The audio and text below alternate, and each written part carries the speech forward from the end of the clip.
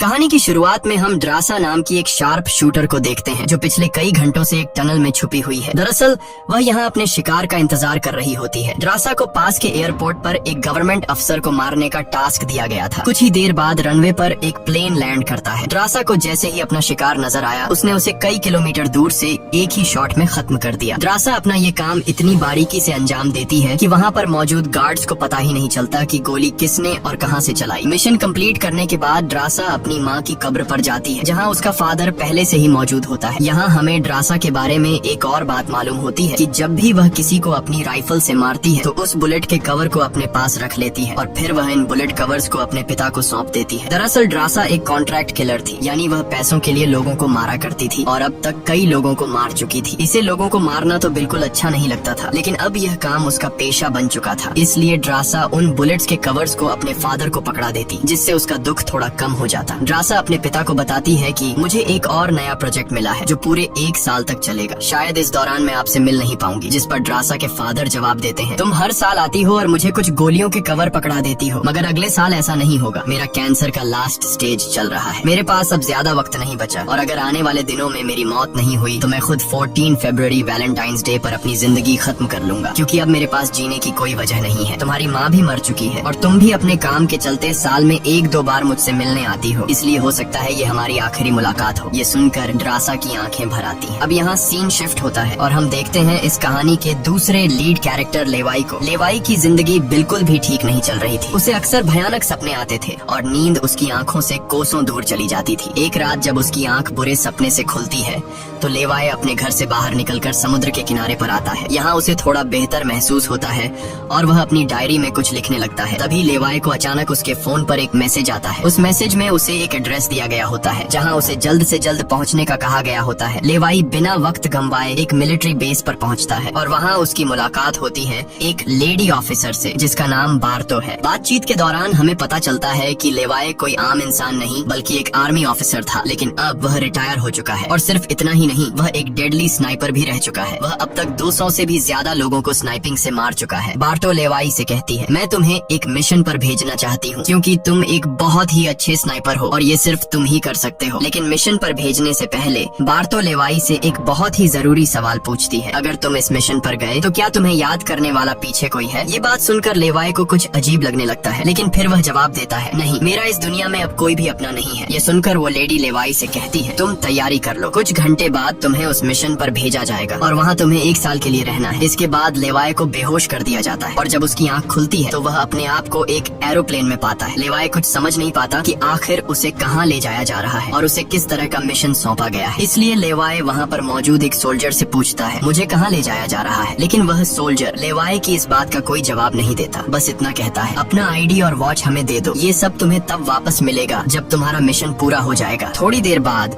वो सोल्जर उसे बताता है, अब तुम्हारा प्लेन से उतरने का वक्त आ चुका है। कुछ ही मिनटों में हम नो फ्लाइंग जोन एरिया में एंटर करने वाले हैं। यहाँ से आगे जाने की हमें परमिशन नहीं है। बस वो सिर्फ इतना बताता है कि नीचे उतरने के बाद तुम्हें अकेले 32 किलोमीटर नॉर्थ की तरफ पैदल जाना होगा, तब तुम अपनी मिशन वाली जगह पर पहुँच जाओगे। लेकिन लेवाई के दिमाग में अब भी एक ही बात चल रही थी। वो फिर से उस सोल्जर से पूछता है, आखिर हम जा कहाँ रहे हैं? इस पर सोल्जर जवाब देता है, मुझे इस सवाल का जवाब देने का परमिशन नहीं है। मेरी वर्दी में एक माइक्रोफोन लगा हुआ है। अगर मैंने तुम्हें इस जगह के बारे में बताया तो मुझे नौकरी से निकाला जा सकता है या फिर मारा भी जा सकता है। यह बात सुनकर लेवाई के गले में सांसें अटक जाती हैं। इसके बाद उसे एक पैराशूट दिया जाता है और प्लेन का दरवाजा खुलते ही लेवाई कूद जाता है और सेफली लैंडिंग करता है। लेकिन असली गेम तो अब शुरू होता है। 32 किलोमीटर की दूरी उसे पैदल तय करनी थी। लेवाई को पैदल चलते चलते 2 दिन बीत जाते हैं और 2 दिनों का लंबा सफर तय करने के बाद फाइनली वो उस जगह पर पहुंच जाता है। वो देखता है कि ये एक बहुत ही सुनसान इलाका है जहां इंसान तो दूर बल्कि उससे परिंदे भी नहीं दिखाई देते। तभी उसकी मुलाकात जेडी नाम के एक आदमी से होती है। जेडी 1 साल तक यहाँ मिशन पर था, अब उसकी ड्यूटी खत्म हो चुकी है, इसलिए अब लेवाई उसकी जगह संभालेगा। जेडी लेवाई को एक वॉच टावर की तरफ ले जाता है। टावर के टॉप पर पहुँचने के बाद लेवाई को अब भी समझ नहीं आ रहा था कि उसे यहाँ क्या काम करना है। यही सवाल जब वो जेडी से पूछता है तो जेडी जवाब देता है, यहाँ एक बहुत ही गहरी खाई है जिसे गॉर्ज नाम दिया गया है। ये एक बहुत ही मिस्टीरियस और गहरी खाई है जिसके बॉटम तक आज तक कोई भी नहीं पहुंच पाया। तुम्हारा काम बहुत ही सिंपल है, तुम्हें इस खाई की पहरेदारी करनी है। इसके बाद वो लेवाई को यहाँ के स्ट्रिक्ट रूल्स बताता है। वह कहता है तुम यहाँ से बाहर महीने में एक ही बार हेडक्वार्टर फोन कर सकते हो, चाहे कुछ भी हो जाए।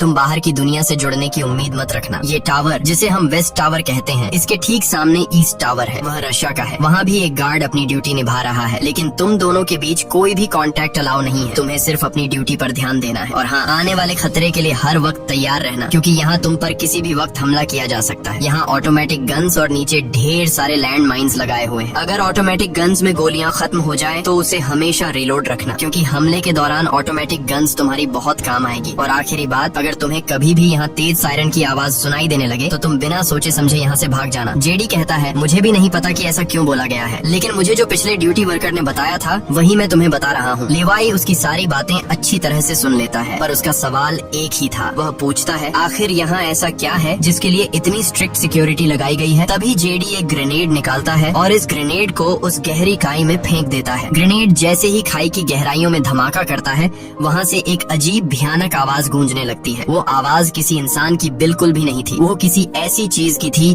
जो अंधेरे में छुपी थी। जेडी लेवाई की तरफ देखता है और कहता है ये आवाज जो तुम सुन रहे हो ये उन क्रीचर्स की है जिन्हें हम होलोमैन कहते हैं। ये क्रीचर्स इस घड़े के अंदर रहते हैं और तुम्हारी यहाँ पर ड्यूटी ये है कि इस घड़े के अंदर से किसी भी क्रीचर को बाहर निकलने नहीं देना है। कहा जाता है कि 1940 में यूएस आर्मी के 2400 आर्मी सोल्जर्स को इस गड्ढे के अंदर भेजा गया था, ताकि यह सोल्जर्स उस गड्ढे के अंदर मौजूद सभी क्रीचर्स को खत्म कर सकें। लेकिन आज तक उनमें से एक भी जिंदा सोल्जर वापस लौट कर नहीं आया। और अब जेडी लेवाई को पूरी इन्फॉर्मेशन हर एक चीज का बताकर घर वापस जाने की तैयारी करने लगा, क्योंकि उसने यहाँ 1 साल की ड्यूटी पूरी कर दी। अब लेवाई को यहाँ 1 साल तक ड्यूटी देनी थी। जेडी लेवाई को अलविदा कहकर यहाँ से निकल पड़ता है। वह बहुत खुश था क्योंकि 1 साल बाद वह घर जाने वाला था, लेकिन उसे पता नहीं था कि आगे उसके साथ कुछ ऐसा होने वाला है जिसके बारे में सोचने से भी डर लगता है। लोकेशन पर पहुंचने के बाद जेडी जैसे ही स्मोक करता है, तब एक हेलीकॉप्टर उसे लेने के लिए आता है। वह हेलीकॉप्टर उसके लिए रस्सी नीचे फेंकता है और जेडी इस रस्सी के जरिए ऊपर हेलीकॉप्टर में चढ़ने लगता है। हेलीकॉप्टर में बैठा एक सोल्जर पहले जेडी की आइडेंटिटी कंफर्म करता है। जेडी जब उसे अपनी पूरी इन्फॉर्मेशन देता है तो हेलीकॉप्टर में बैठा वो सोल्जर पहले जेडी को शूट करता है और उसके बाद उसकी रस्सी काट कर उसे नीचे गिरा देता है। अब यहाँ एक बात तो साफ हो चुकी थी कि जो इस जगह आता है वो यहाँ से कभी लौट नहीं पाता। इसके बाद हमें अगले दिन का सीन दिखाया जाता है। लेवाई अपने काम को निभाने लगता है। सबसे पहले वो यहाँ की कुछ रिपोर्ट्स चेक करता है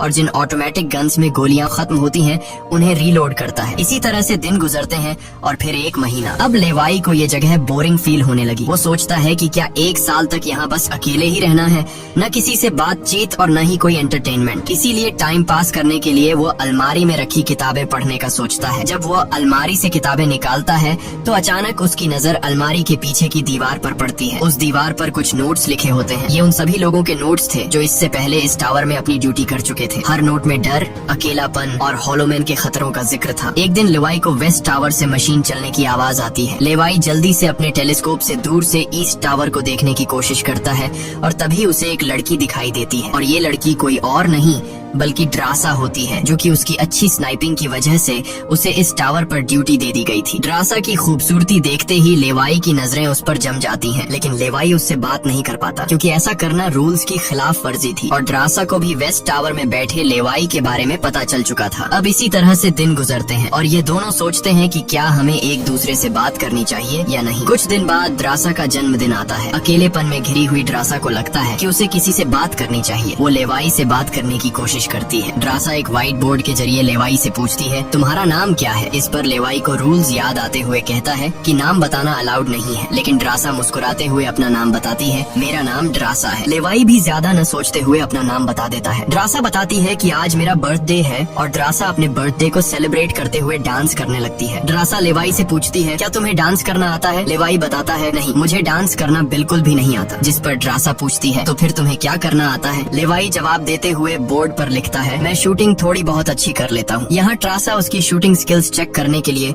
अपने टावर पर एक छोटी सी बॉटल उसके सामने रख देती है और लेवाई अपने टारगेट को निशाने पर रखते हुए एक ही गोली में उस बॉटल को फोड़ देता है। अब यहाँ ट्रासा भी पीछे रहने वाली नहीं थी। वह भी अपनी शूटिंग स्किल्स को दिखाते हुए लेवाई के टावर में रखी एक छोटी सी बॉटल को बिल्कुल परफेक्ट शूट कर लेती है, जिससे लेवाई को पता चलता है कि ट्रासा कोई आम लड़की नहीं बल्कि वह एक डेडली स्नाइपर है। धीरे धीरे दोनों की बातचीत बढ़ने लगती है। ट्रासा ड्रासा और लेवाई एक दूसरे को समझने लगते हैं। लेकिन तभी जब ये दोनों बातचीत में मसरूफ होते हैं, ड्रासा की नजर अचानक नीचे गड्ढे की तरफ जाती है। वो देखती है कि नीचे से कुछ भयानक क्रीचर्स यानी होलोमैन तेजी से वेस्ट टावर की तरफ चढ़ रहे हैं। वह जल्दी से लेवाई को अलर्ट करती है, नीचे देखो, तुम्हारी तरफ कुछ क्रीचर्स बढ़ रहे हैं। लेवाई जैसे ही नीचे देखता है, उसकी आंखें चौंक जाती हैं। नीचे सिर्फ एक या दो नहीं बल्कि हजारों क्रीचर्स ऊपर की ओर बढ़ रहे होते हैं। वो बिना वक्त गंवाए अपनी स्नाइपर राइफल उठाता है और एक एक करके क्रीचर्स को शूट करने लगता है। लेकिन क्रीचर्स की तादाद इतनी ज्यादा होती है कि लेवाई उन्हें अकेले संभाल नहीं पाता। इसलिए ट्रासा भी अपनी मशीन गन से गोलियां बरसाने लगती है। अब वेस्ट टावर यानी ट्रासा की तरफ भी क्रीचर्स बढ़ने लगे। ये दोनों अपनी अपनी साइड से इन क्रीचर्स को मारने लगते हैं। लेकिन तभी लेवाई देखता है कि एक क्रीचर ऊपर ट्रासा के टावर तक पहुंच चुका है और वह क्रीचर जैसे ही ट्रासा पर हमला करने वाला होता है तो लेवाई ईस्ट टावर से अपनी जबरदस्त स्नाइपिंग स्किल्स का इस्तेमाल करते हुए उस क्रीचर को मार गिराता है। अब लेवाई और ड्रासा दोनों को एहसास हो जाता है कि इस खतरनाक जगह में अगर जिंदा रहना है तो उन्हें मिलकर लड़ना होगा। सब कुछ संभालने के बाद ड्रासा बताती है, ये मेरी लाइफ का सबसे बेस्ट बर्थडे था। अगली सुबह लेवाई नीचे लगी लैंड माइन्स को ठीक करता है और ऑटोमेटिक गन को रीलोड करता है। तभी अचानक खाई के अंदर से एक ड्रोन निकलता है। वो ड्रोन कुछ सेकंड्स तक लेवाई की तरफ देखता है। ड्रोन अजीब तरीके से स्कैन करता है। ये देखकर लेवाई हैरान रह जाता है और उसे कुछ समझ नहीं आता कि ये ड्रोन क्यों और किसके लिए भेजा गया था। इस तरह से दिन गुजरते हैं और फिर महीने। इन दोनों की आपस में दोस्ती होने के बाद अब उनके दिन अच्छे गुजर रहे थे और अब उन्हें अकेलापन बिल्कुल भी महसूस नहीं होता था। पर एक दिन ट्रासा बहुत ज्यादा सैड होती है क्योंकि आज 14 फेब था और उसे याद आता है कि उसके फादर ने कहा था कि अगर कैंसर की वजह से आने वाले कुछ दिनों में नहीं मरा तो वो 14 फेब के दिन खुद को मार देगा। और यहाँ ड्रासा बोर्ड पर लिखकर लेवाई को बताती है, आज मैं खुद को बहुत ही अकेली महसूस कर रही हूँ। अगर आज मेरे पास कोई होता तो बहुत अच्छा होता। लेवाई को भी पहले ही दिन से ड्रासा से मिलने का मन था और आज वह खुद को रोक नहीं पाता। वो ड्रासा के पास जाने का प्लान बना लेता है। वह एक रॉकेट लॉन्चर के जरिए ईस्ट टावर तक पहुँचने का जुगाड़ कर लेता है। अगली सुबह वो रॉकेट लॉन्चर का इस्तेमाल करके एक मजबूत रस्सी को ड्रासा की तरफ फेंकता है, जिसके बाद ड्रासा टावर के बाहर आती है और वो रस्सी को मजबूती से एक पेड़ के साथ बांध देती है ताकि लेवाई रस्सी के जरिए लटक कर ईस्ट टावर तक पहुंच जाए। लेवाई बिना देर किए उस रस्सी के सहारे ईस्ट टावर की ओर बढ़ने लगता है, लेकिन बीच में वो अटक जाता है क्योंकि आगे रस्सी की ढलान खत्म हो चुकी थी। इसलिए अब लेवाई हाथों की मदद से आगे बढ़ने लगता है और करीब आधा घंटा हाथों की मदद से सफर करने के बाद वो ड्रासा के टावर तक पहुंच जाता है। ड्रासा उसे वेलकम करती है और कहती है, तुमसे बहुत ही गंदी पसीने की बू आ रही है, इसलिए पहले तुम नहा लो, फिर मैं तुमसे मिलूंगी। लेवाई को ये सुनकर हंसी आ जाती है। वह कुछ कहता नहीं, बस सिर हिलाकर मान जाता है। ड्रासा यहाँ पर शरारत करते हुए उसके कपड़े दूर जाकर छिपा लेती है और सीसीटीवी कैमरा के जरिए लेवाई को देख रही होती है, जो टावर में मौजूद शावर में नहा रहा होता है। उसके बाद लेवाई और ड्रासा एक साथ बैठकर काफी देर तक बातें करते हैं। ड्रासा उससे अपनी पूरी स्टोरी बताती है और बताती है कि अब इस दुनिया में मेरा कोई नहीं रहा, सिर्फ मेरे फादर जिंदा बचे थे, पर कल के दिन उसने भी खुद को मार दिया होगा। यहाँ लेवाई भी ट्रासा को रात में आने वाले भयानक सपने और अपने उन दिनों के किस्से सुनाता है जब वो यूएस आर्मी में था। इस तरह से बातें करते करते रात हो जाती है। ड्रासा यहाँ एक सॉफ्ट म्यूजिक लगा लेती है। ये दोनों म्यूजिक की धुन पर डांस करने लगते हैं। इसी डांस के दौरान वो एक दूसरे के करीब आने लगते हैं और उनके बीच रोमांस होने लगता है। कुछ देर बाद लेवाई ड्रासा की तरफ देखकर एक मुस्कान के साथ कहता है, मैंने तुम्हारे लिए एक शायरी लिखी है, जब हम यहाँ से निकलेंगे तभी मैं तुम्हें वो शायरी दूंगा। अगले दिन लेवाई को वापस अपने वेस्ट टावर लौटना था। वह ड्रासा को अलविदा कहता है और रस्सी के सहारे वेस्ट टावर की तरफ चलना शुरू कर देता है। ड्रासा भी उसे जाते हुए देखती रहती है, लेकिन तभी हम देखते हैं कि कुछ क्रीचर्स ऊपर टावर की तरफ बढ़ रहे हैं, जिनमें से एक क्रीचर वहाँ लगे लैंड माइन से टकरा जाता है और एक जोरदार धमाका होता है। लैंड माइन के फटने से जो उसके लोहे के पार्ट्स हवा में उड़ जाते हैं, उनमें से एक पार्ट रस्सी से टकरा जाता है, जिससे रस्सी टूट जाती है और वह तेजी से उस खाई में गिर जाता है। लेवाई को गिरते देखकर ट्रासा बिना सोचे समझे अपना पैराशूट उठाकर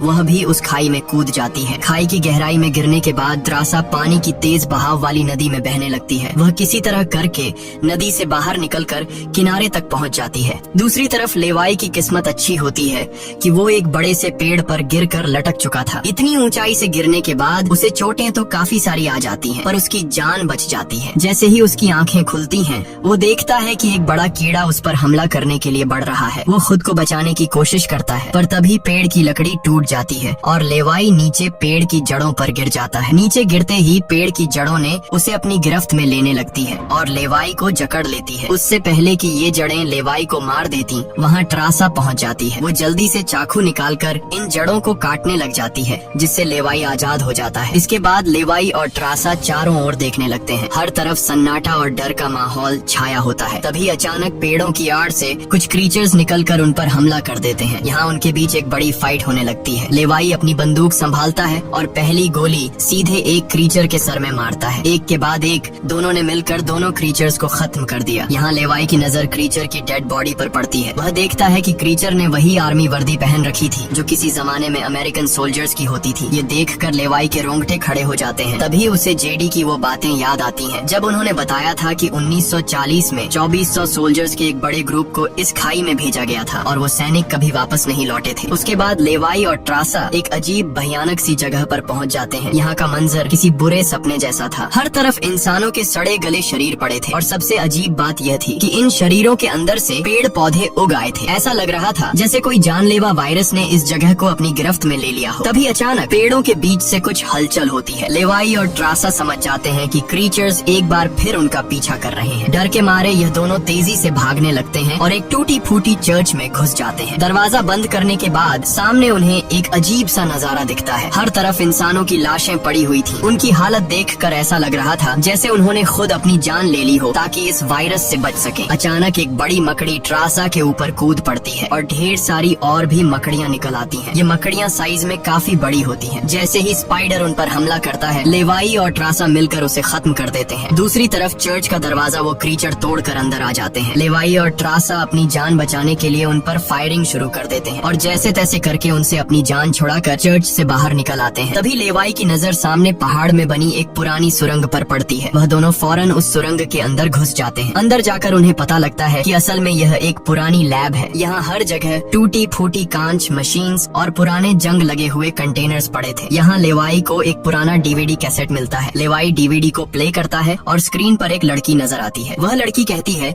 कि हम लोग यहाँ एक सीक्रेट केमिकल मिसाइल प्रोजेक्ट पर काम कर रहे थे। हमारे साथ सैकड़ों साइंटिस्ट थे, पर एक दिन यहाँ भूकंप आया। भूकंप के तेज झटके से मिसाइल की केमिकल लीक हो गई। जहरीला केमिकल हवा में मिलने लगा। कुछ ही घंटों में लोग वायरस से इन्फेक्ट होने लगे। वह लड़की अपना पेट दिखाते हुए बताती है कि मैं भी इन्फेक्टेड हूँ। हालांकि हमने मिलिट्री को सब कुछ बताया। हमने उनसे कहा कि इस पूरे इलाके को बॉम्बिंग करके तबाह कर दिया जाए ताकि इन्फेक्शन और फैल न सके, लेकिन उन्होंने हमारी बात नहीं सुनी। इस वीडियो को देखने के बाद लेवाई को वहाँ एक नए जमाने का कंप्यूटर मिलता है। लेवाई को समझ नहीं आता कि इस जगह में आज के दौर का कंप्यूटर कैसे रखा गया है। लेवाई उसे ऑन करता है और उसमें मौजूद जानकारी को देखकर एकदम सुन रह जाता है। उसे डार्क लेक नाम की एक कंपनी के बारे में पता चलता है जो पैरामिलिट्री बनाने का काम करती है। ये कंपनी यहाँ से इन्फेक्टेड लोगों के सैंपल्स इकट्ठा करके अपने कंट्री के सोल्जर्स को सुपर सोल्जर्स में कन्वर्ट करने के लिए उन पर एक्सपेरिमेंट करती है। यही वजह है कि कोई भी देश इस जगह को मिटाना नहीं चाहता। इसके अलावा लेवाई को यह भी पता चलता है कि यह जो खाई है यहाँ पर एक बहुत ही बड़ा मिसाइल है जिसकी एक्टिवेशन पर जब वो फटेगा तो 4.2 किलोमीटर की लंबाई में सब कुछ मिटा देगा। लेवाई और ट्रासा ये सारा राज समझ जाते हैं। उन्हें पता चल जाता है कि जिस लेडी बार्तो ने उन्हें यहाँ भेजा था वही इस जगह की ओनर है और वो इस जगह का गलत इस्तेमाल कर रही है। और इस जगह को सीक्रेट रखने के लिए लेडी बार्तो हमेशा ऐसे इंसान को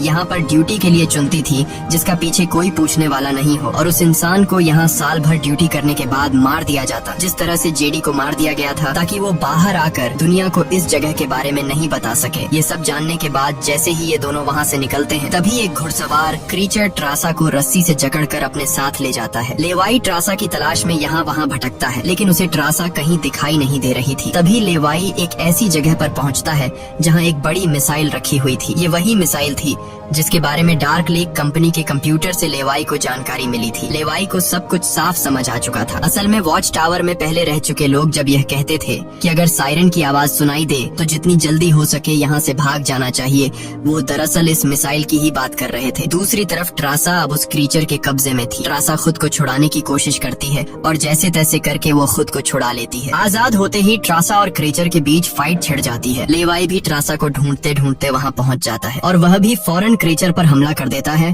और ये दोनों मिलकर उसे आग लगाकर जला देते हैं। और अब बारी आती है इन लोगों की यहाँ से निकलने की, मगर आगे का रास्ता और भी ज्यादा मुश्किल था। जैसे ही लेवाई और ट्रासा आगे बढ़ते हैं, सामने एक खतरनाक इलाका आता है जहाँ से निकलना एक बहुत ही बड़ा चैलेंज था। यहाँ इंसान और पौधे आपस में पूरी तरह से जुड़े हुए थे, जैसे कि वह किसी खतरनाक एक्सपेरिमेंट का नतीजा हो। खैर, ये लोग हर कदम को संभाल कर रखते हुए आगे बढ़ते हैं कि तभी ट्रासा का पैर फिसल जाता है, जिससे ये पौधे एक्टिवेट हो जाते हैं। वो ट्रासा को जकड़ लेते हैं, लेकिन यहाँ लेवाई हिम्मत दिखाते हुए आगे बढ़ता है और अपनी पूरी ताकत से ट्रासा को छुड़ा लेता है। वह बॉम्ब का इस्तेमाल करके वहाँ के पूरे प्लांट सिस्टम को उड़ा देता है। लेवाई ट्रासा को लेकर वहाँ से बाहर निकल आता है। थोड़ा सा आगे चलने के बाद उन्हें एक गैराज नजर आता है जहाँ पर एक गाड़ी खड़ी होती है। ये दोनों जल्दी से उस गाड़ी में बैठ जाते हैं और उस जगह से निकलने की कोशिश करने लगते हैं। आखिरकार कुछ दूरी तय करने के बाद उन्हें एक रस्सी नजर आती है जो ऊपर वॉच टावर तक जाती थी, लेकिन अब वो क्रीचर्स भी उनका पीछा करते हुए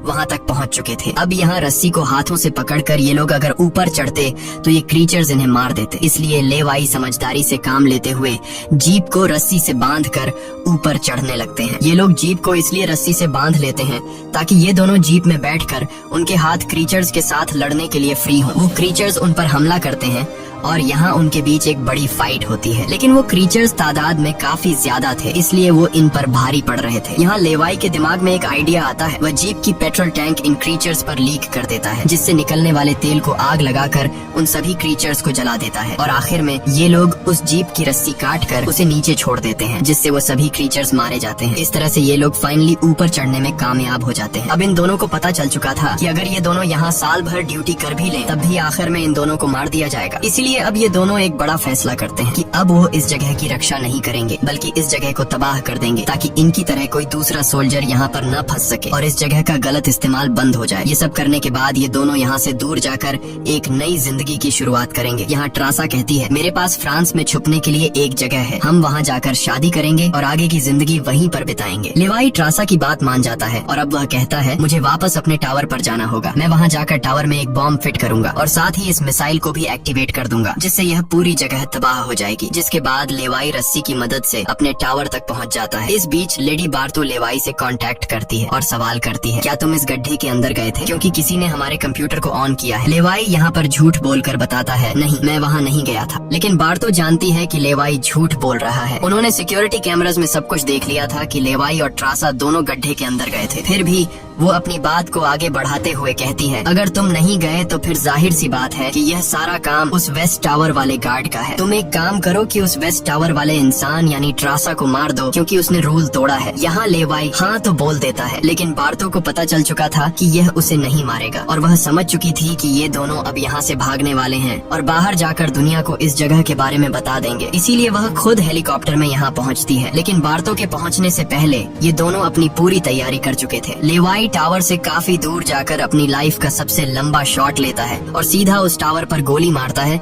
जो सीधा नीचे मिसाइल से कनेक्ट था, जिससे एक तेज सायरन बजने लगता है। अब उनके पास टाइम कम था। ये दोनों तेजी से भागने लगते हैं क्योंकि जब मिसाइल फटेगी तो वह 4.2 किलोमीटर के एरिया को तबाह कर देगी। लेवाई और ट्रासा दोनों पूरी ताकत से जंगल की ओर भागने लगते हैं। ट्रासा अपनी जान बचाते हुए उस जगह से काफी दूर निकल जाती है, लेकिन लेवाई के पैर में चोट आई थी जिससे वह तेज नहीं भाग सकता था। दूसरी तरफ बार्तो को भी यह समझ आ चुका था कि जल्द ही मिसाइल ब्लास्ट होने वाला है। ठीक इसी वक्त मिसाइल एक्टिवेट हो जाती है और एक बहुत ही बड़ा धमाका होता है जिससे पूरी खाई तबाह होने लगती है। ये ब्लास्ट इतना भयानक था कि उसके लपटने और झटके दूर तक फैल गए, जिसमें बार्तो का हेलीकॉप्टर भी उस धमाके की चपेट में आ जाता है और वह वहीं मारी जाती है। ट्रासा ने तो 4.2 किलोमीटर का फासला तय कर लिया था, लेकिन लेवाई उस धमाके की लपेट में आ जाता है और धमाके से आने वाली तेज हवा उसे पानी में गिरा देती है। दूसरी तरफ खाई में सभी क्रीचर्स मारे जाते हैं। अब सिर्फ ट्रासा उस धमाके में जिंदा बच गई थी और वह एक ऊंची जगह पर खड़ी होकर लेवाई का इंतजार करने लगी। इंतजार करते करते रात हो जाती है, लेकिन लेवाई का कोई अता पता नहीं चलता। वो समझ जाती है कि अब लेवाई जिंदा नहीं रहा, जिसके बाद कहानी यहाँ से कुछ महीने आगे शिफ्ट होती है। ट्रासा लेवाई की लिखी हुई कविता को पढ़ती है। हर एक शब्द में उसे लेवाई की यादें महसूस होती हैं। आंखों में आंसू लिए वो अपने दिल को संभालने की कोशिश करती है। अब ट्रासा एक नई जिंदगी की शुरुआत करते हुए फ्रांस के एक होटल में वेट्रेस की जॉब करने लगती है। लेकिन फिर अचानक एक दिन ट्रासा के सामने लेवाई आकर खड़ा हो जाता है। वह जिंदा था। लेवाई को देखकर ट्रासा की आंखें खुली की खुली रह जाती हैं। वह खुशी के मारे दौड़कर लेवाई को गले लगाती है और इसी के साथ यह कहानी खत्म हो जाती है। अगर वीडियो आपको अच्छी लगी हो तो हमारे चैनल को सब्सक्राइब और वीडियो को लाइक जरूर कीजिएगा।